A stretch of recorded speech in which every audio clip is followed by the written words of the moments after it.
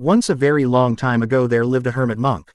He preferred to spend his time well away from the trappings of society and instead sought seclusion within nature to deepen his meditation practice. He would still visit the local village early each morning to collect his alms food. And this had been the way our monk lived for many years.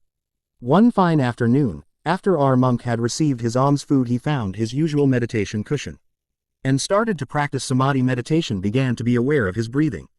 His concentration became so great our monk sat for a very long time. He didn't notice the large snake coming closer and closer. Our monk was absorbed with his one-pointed concentration that he had become as still as a tree. The large snake didn't even notice the silent and still monk who was meditating as still as a tree. All he noticed was a nice warm sleeping spot in those monk's robes all draped around his crossed legs, and in the sunshine. Our snake snuggled into the monk's lap and fell fast asleep. Many days passed. An hour or so passed like this with our monk in a deep meditative concentration. And our snake fast asleep on his lap. Slowly the monk returned his concentration to his surroundings and began to become aware of an unusual weight in his lap. You can imagine the surprise of the monk as he glanced down into his lap. As bold as brass, a very large snake had indeed curled up in his lap and fallen fast asleep.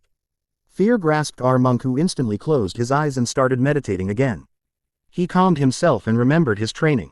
All things are impermanent and forever changing. He knew without a doubt the snake would move on again, and so he stayed in meditation. But our snake was very comfortable and didn't want to move. He stayed where he was fast asleep. This went on for many hours and then many days. Eventually the villagers had started to notice the absence of their monk and decided to pay him a visit.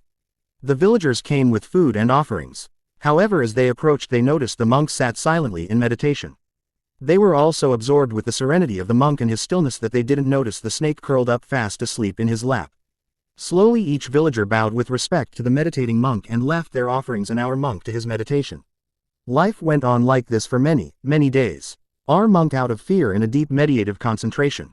The snake fast asleep on his lap, all comfortable as can be. And the villagers coming each and every day to offer food. At last the snake finally moved on. Finally our snake found he had become hungry. He uncurled himself from the monk's lap and stretched his biggest stretch. And slowly that read off in search of food. Our monk also slowly came out of meditation, but something had changed deep within. He had sat for many days in complete absorption of his mind. And now could see as clear as a mountain lake the processes within our minds. He could see that which causes humanity so much pain and suffering. He had attained enlightenment. Sometimes fear can compel us to do some remarkable things, but also has the power to cripple our thinking. Every one of us has experienced fear in our lives, and it is how we move forward, not allowing that fear to consume our thinking, that is the key. Fear is a natural response to changeable and uncertain situations.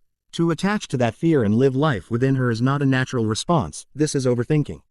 If fear is having a crippling effect on your decision-making, we are overthinking life and need to find a way to relax. Meditation helps to calm the mind and settle the overthinking.